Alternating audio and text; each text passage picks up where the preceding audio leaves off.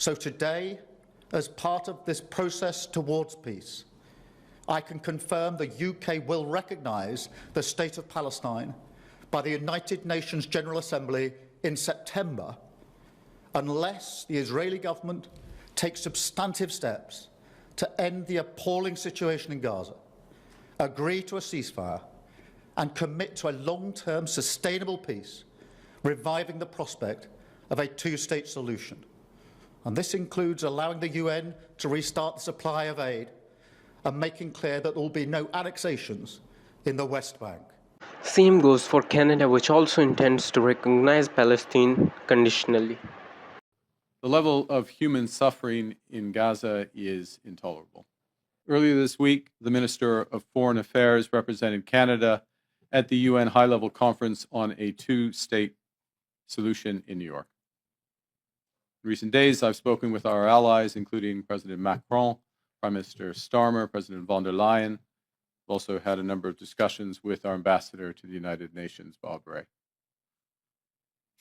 International cooperation is essential to securing lasting peace and stability in the Middle East, and Canada will do its best to help lead that effort. Canada has long been committed to a two-state solution. An independent, viable, and sovereign Palestinian state living side by side with the state of Israel in peace and security. For decades, it was hoped that this outcome would be achieved as part of a peace process built around a negotiated settlement between the Israeli government and the Palestinian Authority. Regrettably, this approach is no longer tenable. Canada intends to recognize the State of Palestine at the 80th session of the United Nations General Assembly in September 2025.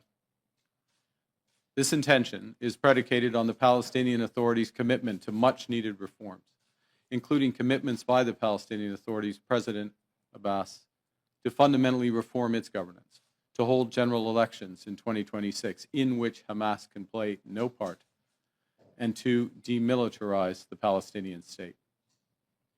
Canada will increase its efforts in supporting strong democratic governance in Palestine and the contributions of its people to a more peaceful and hopeful future. Well, this comes just after France and UK intended to do so while France fully committed. UK being conditional last year, lots of European countries recognized Palestine, including Ireland, Spain, etc.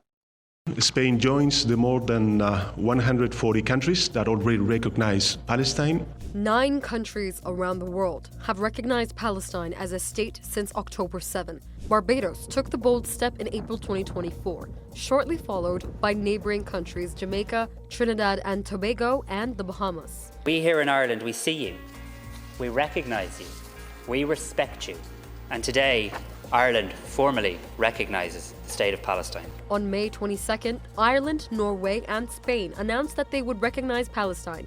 The State of Palestine was recognized by the Republic of Slovenia on June 4th and by Armenia on June 21st.